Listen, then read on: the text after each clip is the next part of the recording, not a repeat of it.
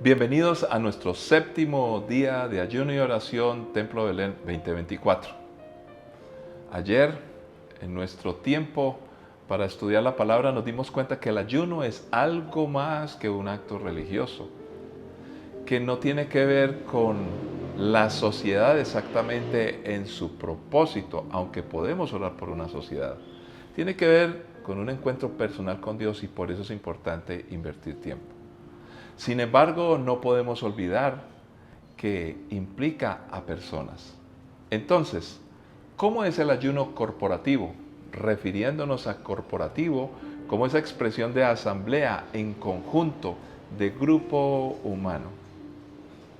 ¿Por qué también debemos ayunar juntos? Cada uno de nosotros debe tener un acto de responsabilidad ante Dios cuando ayuna, cuando ora. Es un asunto muy personal. Pero cuando lo hacemos cada uno personalmente y tenemos ese otro lado de en conjunto, hay algo especial que se alcanza. El ayuno es personal en su disposición, pero puede ser corporativo en su intención, porque nos ayuda a edificarnos y a madurar no solamente de manera personal, sino también como cuerpo. Mateo 18, 19, 20 nos dice: también les digo lo siguiente: si dos de ustedes se ponen de acuerdo aquí en la tierra con respecto a cualquier cosa que pidan, mi Padre que está en el cielo lo hará. Pues donde se reúnen dos o tres en mi nombre, yo estoy allí entre ellos. Padre, es tu palabra y como siempre, nos nutre, nos bendice, nos aclara y nos impulsa, nos anima para ser mejores en Cristo Jesús. Amén. Este pasaje es bellísimo porque ahora nos damos cuenta que si en mi disposición es un asunto muy personal, pues como decíamos, en nuestra intención y cuando tiene que ver con lo que pedimos o lo que nos convoca para orar, sí tiene que ver con las demás personas. ¿Por qué? Este pasaje de una vez implica el poder del acuerdo. A Dios le encanta que nos pongamos de acuerdo. Cuando lo hacemos es porque vencemos todos los obstáculos que hace que nos separemos como personas que nos deberíamos de amar y apreciar siempre. Pero las diferencias hacen que las relaciones se tornen en algunos momentos muy complejas. Esto pasa en nuestros hogares, pasa en el trabajo, pasa en la cuadra y aún dentro de la iglesia. No es que haya más energía, una especie de movilización delante de Dios para presionarlo y como somos muchos tienes que escuchar.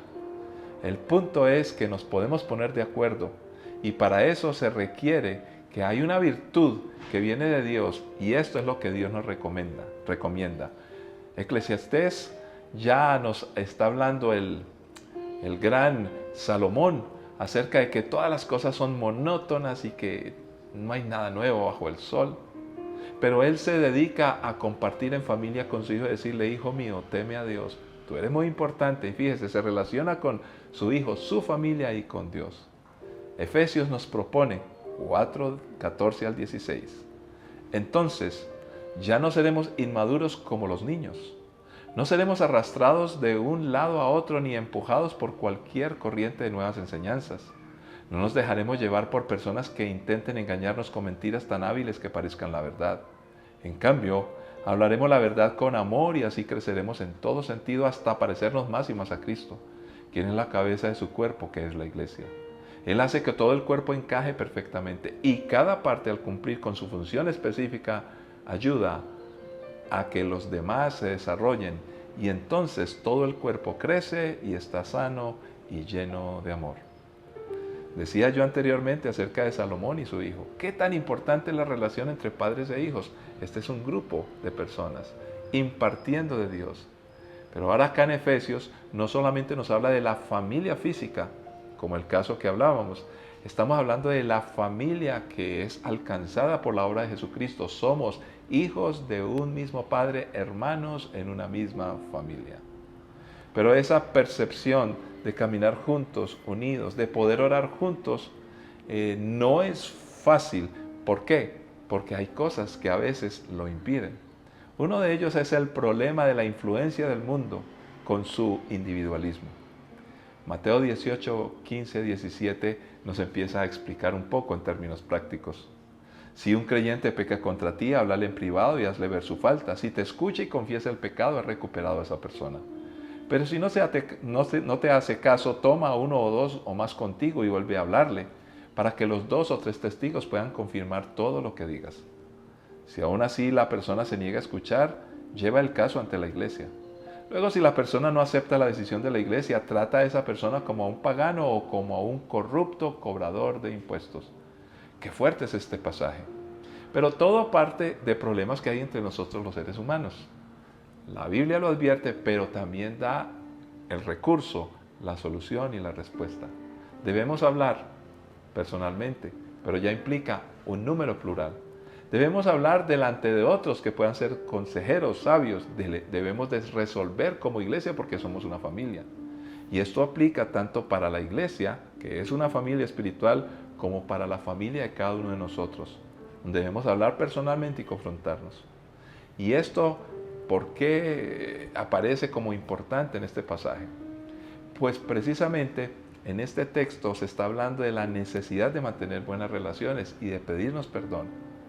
Y precisamente allí es donde se habla del poder de la oración cuando nos unimos. ¿Por qué es poderosa?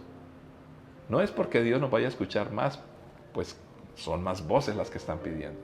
Es porque nuestro ambiente en relación, cuando nos perdonamos, es un aroma fragante en la presencia de Dios. Por eso la importancia del manejo de nuestras relaciones no es poca cosa a los ojos de Dios. Se necesita mucho. Por ejemplo, aprender a resolver conflictos, perdonar, pedir perdón y finalmente llegar a un acuerdo. Pero después de tener un acuerdo no es cada uno emprender por su lado el asunto del acuerdo, sino caminar juntos, allí, de la mano. Qué interesante. El problema, una vez más decimos, es la condición cultural ya de este sistema humano que se ha vuelto tan obvio o tan socorrido cada día. En todas partes hay una condición de este sistema humano, el humanismo como llamamos, que es egoísta, que siempre piensa en la autosuficiencia del ser humano.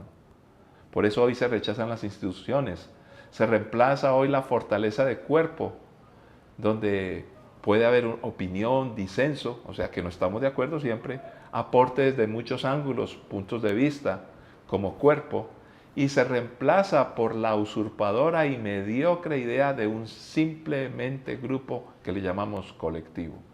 Nos une un pensamiento y nadie lo puede romper, nadie puede pensar distinto porque aquí todos pensamos igual.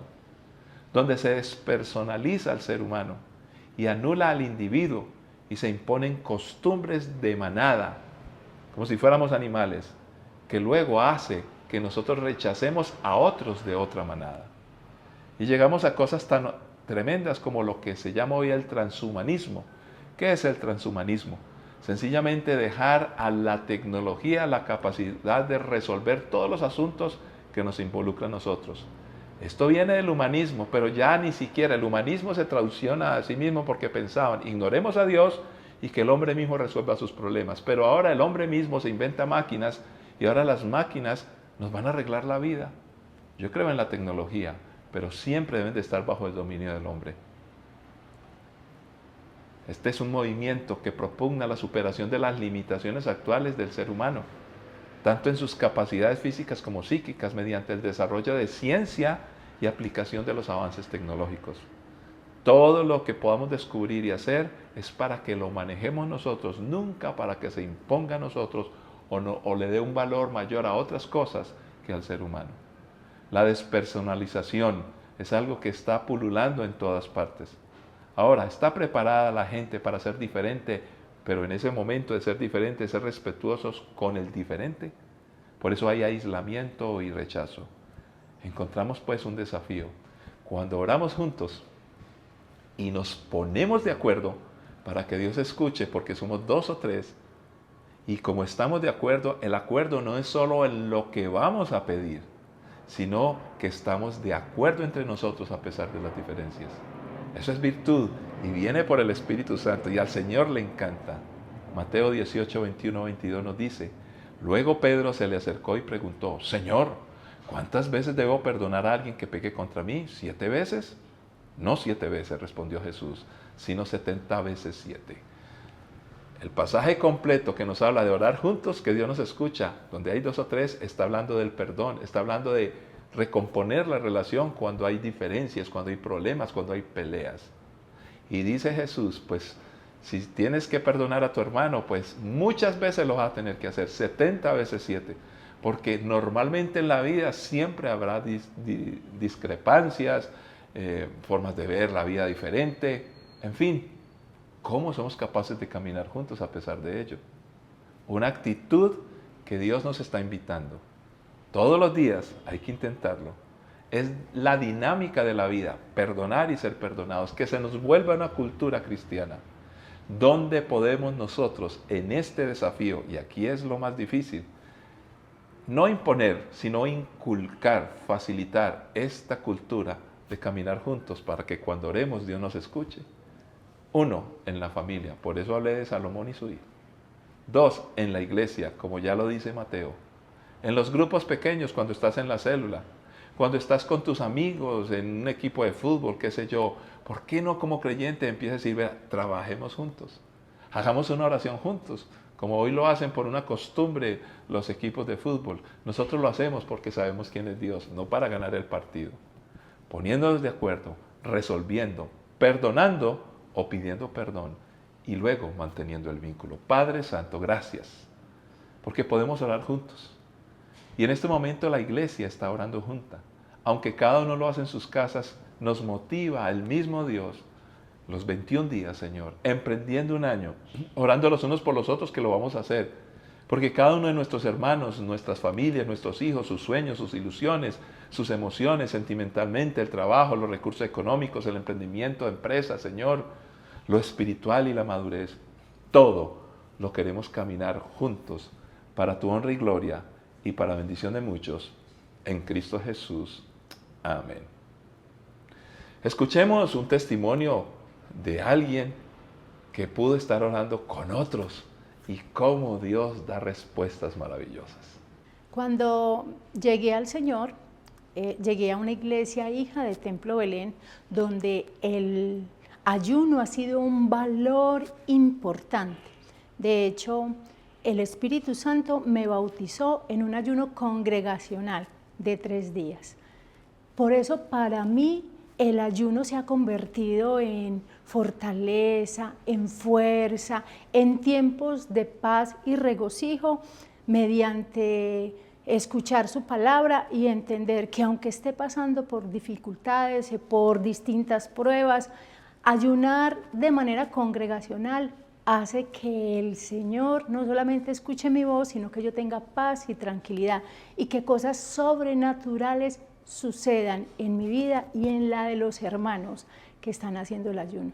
Ayunar de manera congregacional trae bendición. Ayunar de manera congregacional trae paz y fortaleza.